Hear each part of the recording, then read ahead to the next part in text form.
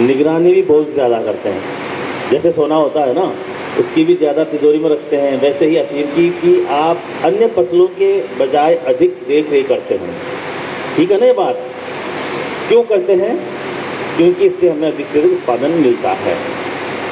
लेकिन आप जानोगे कि अफीम की फसल एक औषधीय फसल है, और जो फसल औषधीय होती है वो रोगों के प्रति अधिक संवेदनशील होती है, यानी कि उसमें रोगों का प्रकोप और कीटों का प्रकोप जो होता है वो अधिक होता है। आप लोग सब जानते हैं किसान भाई, इसके अंदर जो प्रमुख रोग आते हैं वो भी आप जानते हैं, लेकिन विशेष तौर से मैं जो आप चर्चा करूंगा वो आपको उसकी पहचान के बारे में और उसके प्रबंधन के बारे में करूंगा।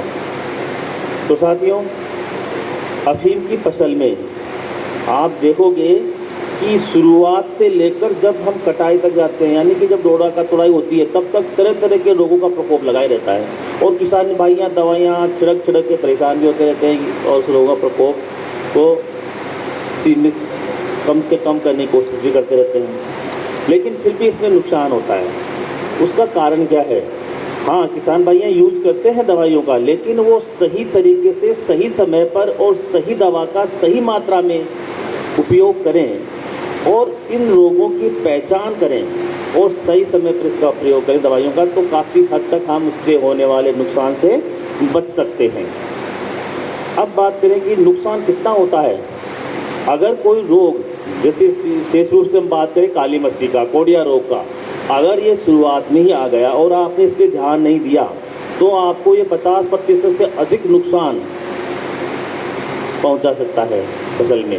होता है ना, ये सबसे ज़्यादा नुकसान इसी से होता है।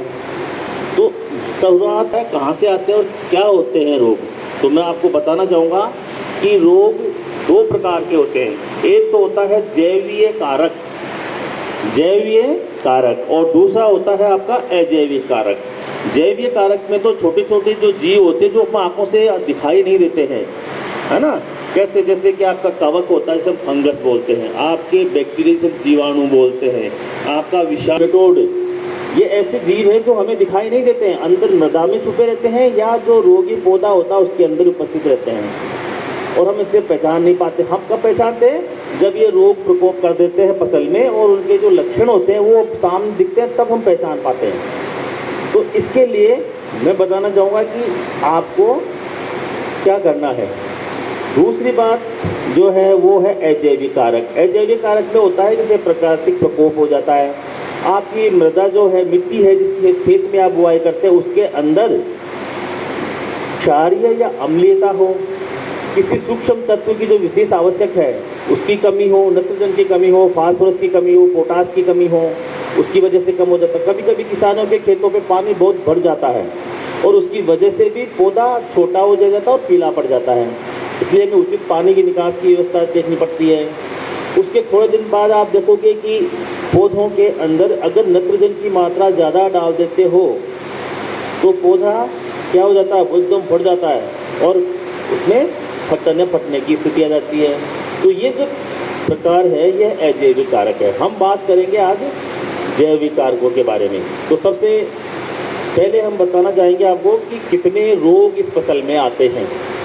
तो मुख्य रूप से